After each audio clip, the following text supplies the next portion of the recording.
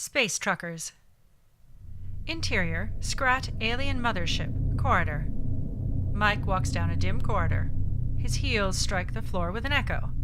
A row of flashing red lights follows along the wall as sensors track him. 10 Scrat aliens stand at the end of the corridor. They watch him warily, with futuristic rifles targeting him. The creatures walk erect, but have pointed ears, fangs, no body hair, and leather-like skin with black, bulbous eyes. They wear leather uniforms. Mike casts a disinterested glance at them as he counts to himself how many there are.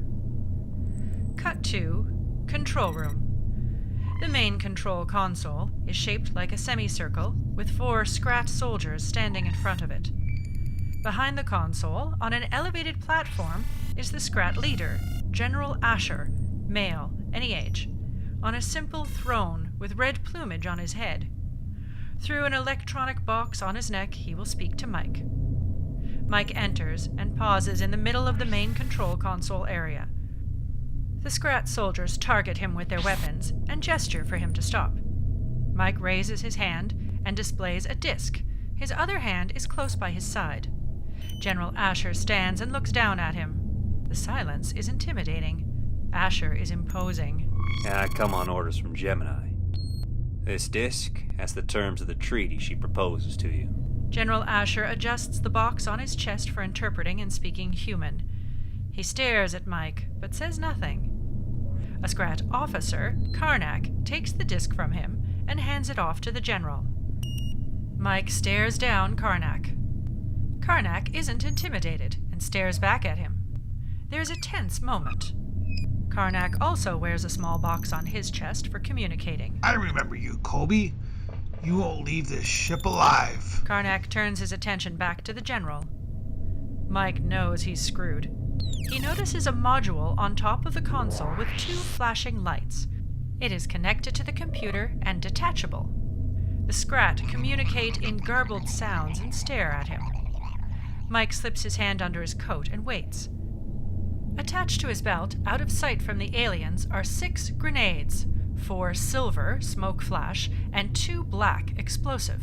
It seems we have some history between us, Colby. How about we let bygones be bygones? General Asher snorts at him. He isn't amused. We have special accommodations for traitors and assassins. I'm sure you do. Mike takes 2 steps back while assessing his options.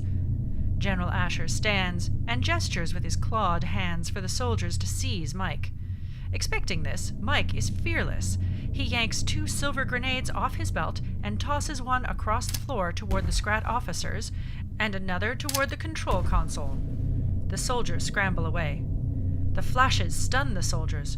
Smoke fills the console area and the corridor, blinding everyone. Mike again reaches under the coat and yanks out the last 2 silver grenades. He hurls them into the corridor. General Asher shouts orders in garbled dialect at his soldiers. They frantically search for Mike in the smoke. Mike rushes to the console and removes the module. Through the smoke, he makes his way back to the corridor. Pings from random pulse fire fill the corridor as the soldiers fire blindly into the smoke. Mike pulls 1 black grenade from his belt and tosses it into the corridor. Corridor continuous. The ensuing blast silences the pulse fire. The soldiers fall to the floor, dead or mortally wounded.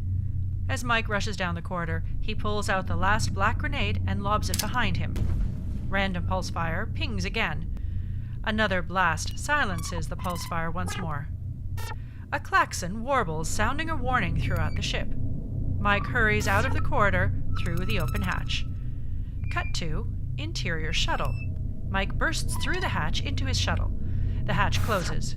He stows the module in his coat pocket.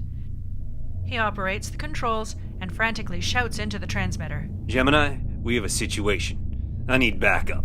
There is no response.